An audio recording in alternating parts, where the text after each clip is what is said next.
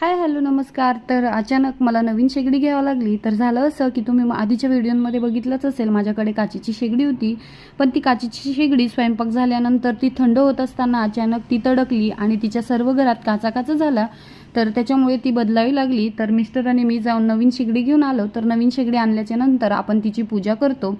तर आज आहे मंगळवार आणि मी करत आहे आपल्या गॅस शेगडीची पूजा। आता नवीन शेगडी आली म्हटल्यावर तिची पूजन तर झालेच पाहिजे। तर मग अशा प्रकारे मी हळदी कुंकू अक्षदा वाहून नवीन शेगडीची पूजा करून घेतली। आणि जुन्या शेगडीचा व्हिडिओ काही मला शूट करता आला नाही, तर तुम्ही सुद्धा काचेची शेगडी जर वापरत असाल तर तिला जरा जपून आणि किंवा सांभाळूनच वापरा, नाहीतर शक्य असेल तर स्टीलची शेगडी घ्यायचाच प्रयत्न करा।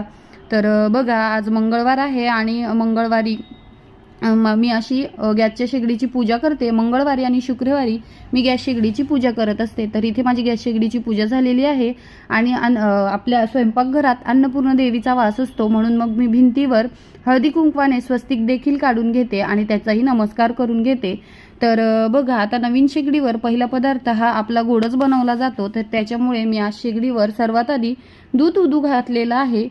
दूध हे मांगल्याचे आणि अन्नाचे प्रतीक आहे। ते उतू जाणे म्हणजे घरात कधीही अन्नाची कमतरता भासणार नाही आणि अन्नपूर्ण मातेचा आशीर्वाद राहील असा विश्वास असतो। असे मानले जाते की घरात काही नकारात्मक ऊर्जा असेल तर ते दूध उकळून ते अग्नीवर पडल्याने घर शुद्ध होते आणि वास्तुदोष दूर होण्यास मदत होते। दुधाला पांढरे सोने मानले जाते। दुधाचा शुभ्रपणा आणि त्याचे उतू जाणे हे घरात लक्ष्मीच्या आगमनाचे संकेत मानले जातात। त्याच्यामुळे मी आज नवीन शेगडीवर सर्वात आधी दूध तापवून घेतले आणि दूध अशा प्रकारे घातले आहे।